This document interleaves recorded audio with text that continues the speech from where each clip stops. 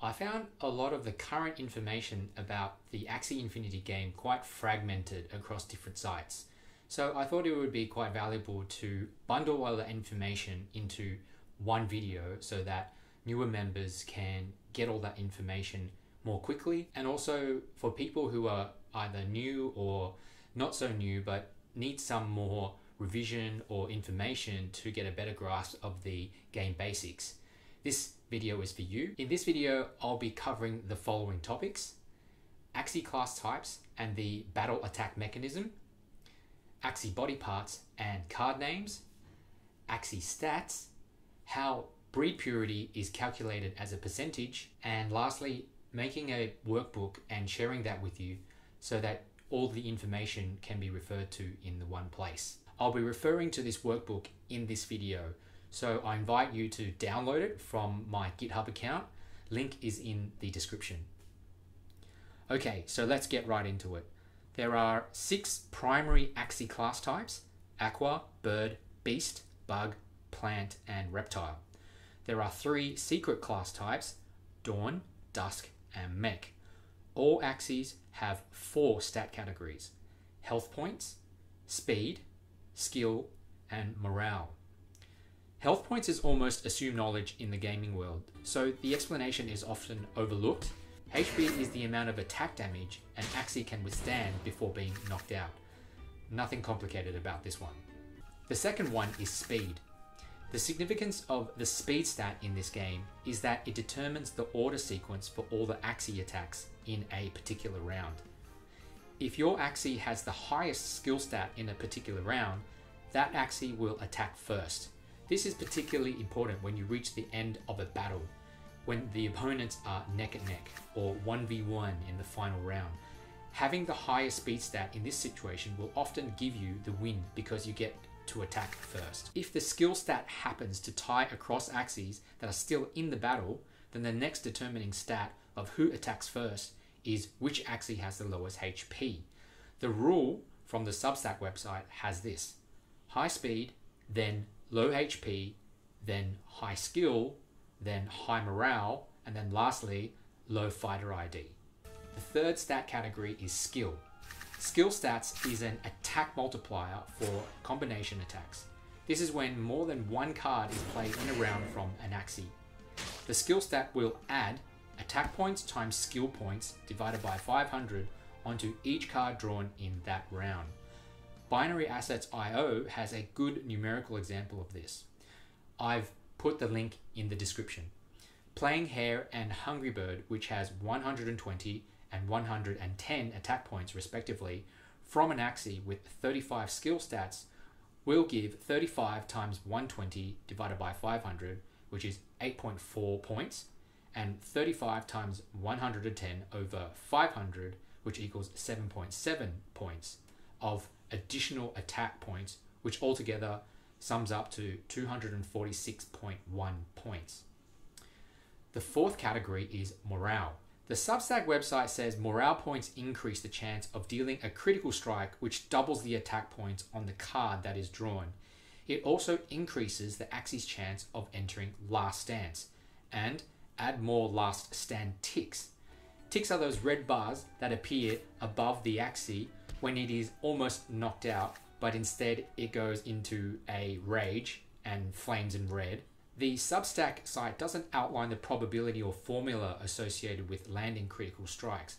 However, I did find a Reddit post with formulas behind the number of ticks generated when entering last stand.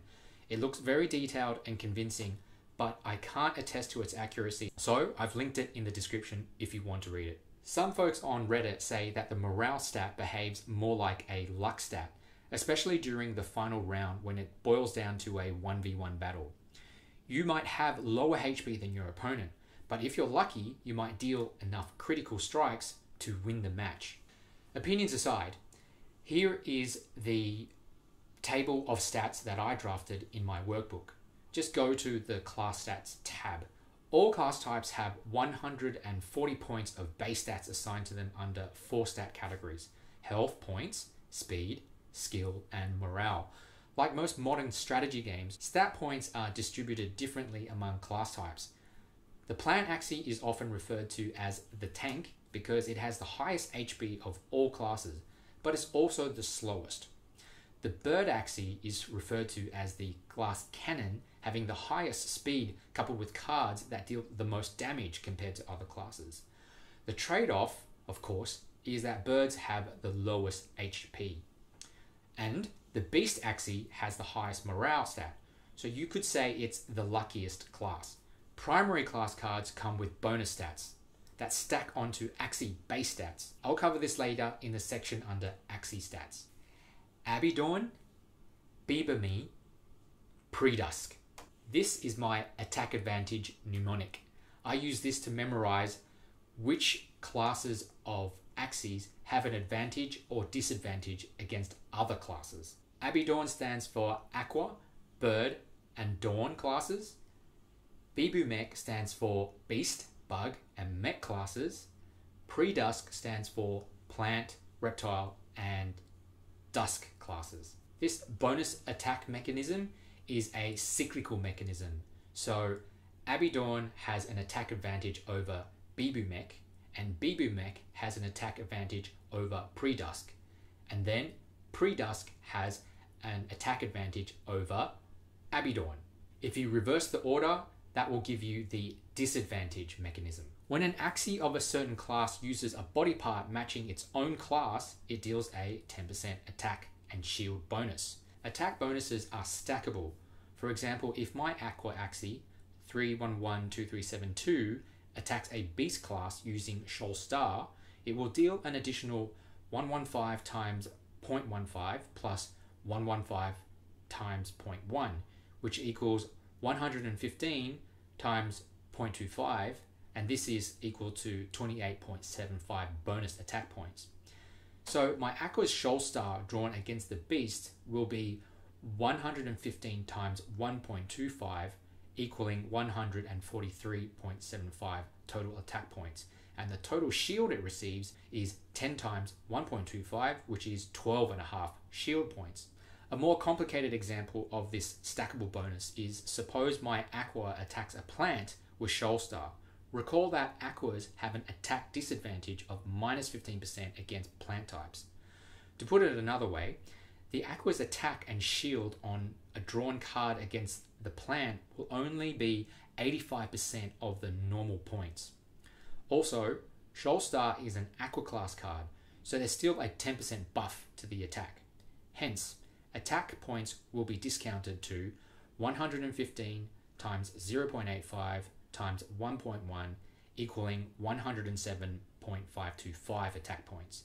Shield points will be discounted to 10 times 0.85 times 1.1, which equals 9.35 shield points. If my Aqua wasn't a pure breed and I happened to use a body part that wasn't an Aqua type, then there's no 10% bonus, and if it was against one of the pre-dusk types, the card attack and shield points would be discounted by 15% only. Attack points would be 115 times 0.85, which is 97.75, and shield points would be 10 times 0.85, which equals 8.5 shield points. Okay, I hope you've stuck with me so far. There's been a lot of information and a lot of numerical examples. Hope it wasn't really overkill, but what I wanted to demonstrate is that if you understand how these mechanics work, it will give you that edge when you're actually playing the game. The next part that I'm covering is Axie body parts and card names. This confused the hell out of me when I started. There was a lot of jargon that I really didn't understand when I was reading the Discords and watching YouTube videos.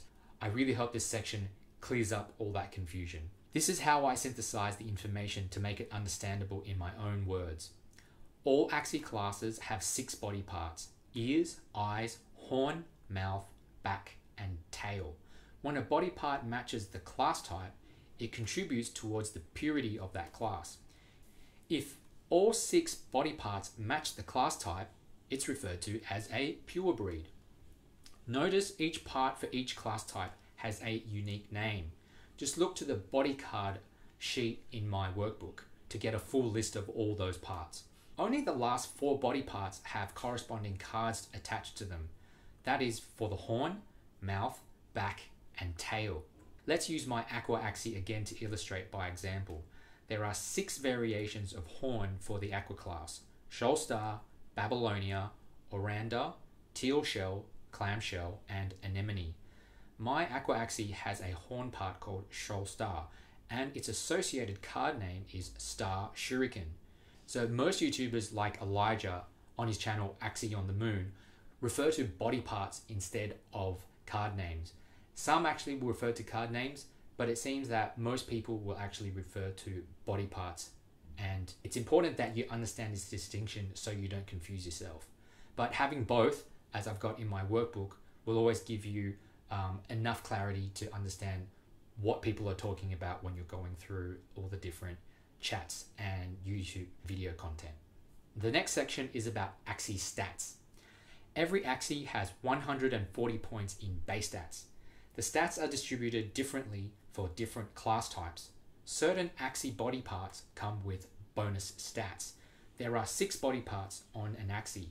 Each body part comes with 4 bonus stats. This means there are 6 times 4, or 24 additional points on top of the 140 base stats, making a total of 164 stats on an Axie.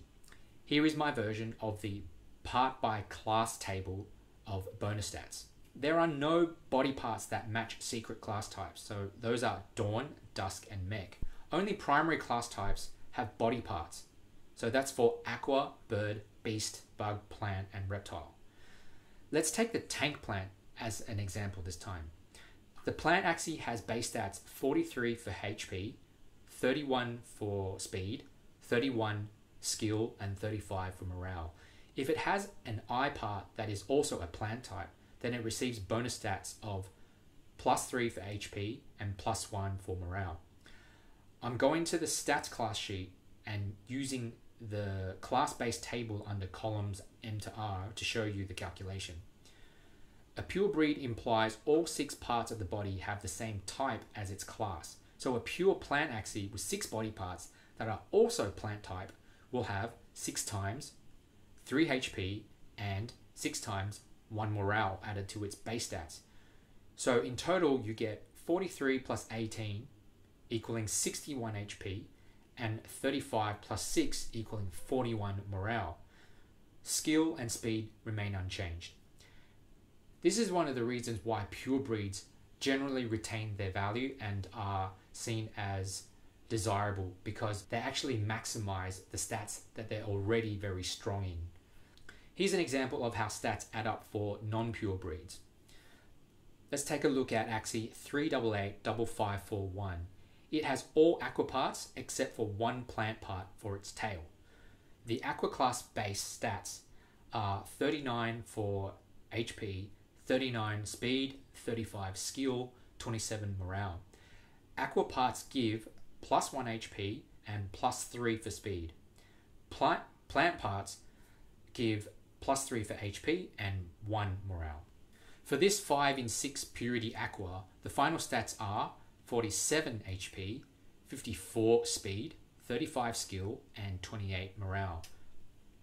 If you look at the cards that some high-ranking players use in their team, they often use non-pure breeds or secret classes with varying body parts and stats that give them an edge against more common team setups in competitive arena battles. I'm planning on covering this in more detail in future, but for now, it's something you should know. Pure breeds don't necessarily equate to being the strongest or most valuable. The next topic is about how breed purity is calculated as a percentage. I've looked through a lot of sites and wasn't able to actually get how this was calculated, and I think I found the formula for it, so I want to share this with you. When browsing the Axie marketplace, I noticed that there is a P variable, which is a purity percentage. Strangely, this doesn't appear when you open up the Axie in a separate tab. This is the formula that I derived after doing a bit of research. I'm not going to read it, as it's probably already quite confusing to look at, let alone read.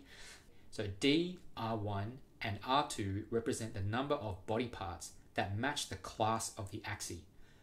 A total of 6 parts comprised of eyes, ears, mouth, horn, back, and tail. So P represents purity as a percentage. The D dominant gene has a 37.5% chance of being passed on. The R1 recessive gene has a 9.375% chance of being passed on. The R2 minor recessive gene has a 3.125% chance of being passed on. I got these gene ratios from the breeding section of the white paper. Why I find this purity value to be quite useful is I include this as a number in my shopping tab in my workbook.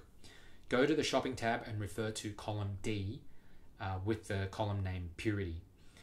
Instead of calculating this manually every time I'm collecting Axie Stats, I've coded a custom function in the back of the workbook to easily calculate the purity percentage. To demonstrate how to use the custom function, I'm going to use the same aqua I have used before to demonstrate. So this Axie has 5 dominant, 3 recessive, and 2 minor recessive gene aqua parts. Type equals func underscore get Axie purity as percentage, and then insert 5, 3, 2 to represent the D, R1, and R2 parameters. Press enter, and it returns the purity value. Okay, I hope you stuck with me through all of this. The last section here is about my workbook. After the back, mouth, horn, and tail columns are filled in, the cards column will auto-populate with the card names. Column O uses a combination of VLOOKUP formulas to pull info from the body card worksheet. You can see more info about body parts and card details in that tab. Don't rely on the card tier column, which is column C, because it's not up to date. I will update that in my version 2. I put this together because I found it more convenient to look up body parts and card details under one view as opposed to toggling through Axie Zone or the Axie World sites. The shopping tab is what I currently use as a shopping cart when browsing the Axie marketplace. It allows me to compare stats, purity, parts, cards, and prices all in one view. If you are using my workbook, remember to drag down the formula in column O for the card names to auto-populate. One more thing, you won't get the purity custom function or the auto-populate card names feature if you copy these Excel worksheets into a Google Sheet. Excel and Google Sheets aren't compatible that way. Okay, I hope you found all that information useful. If you liked the video, please like and subscribe so that YouTube can notify you when my new videos are uploaded. Take care, and I'll see you in the next video.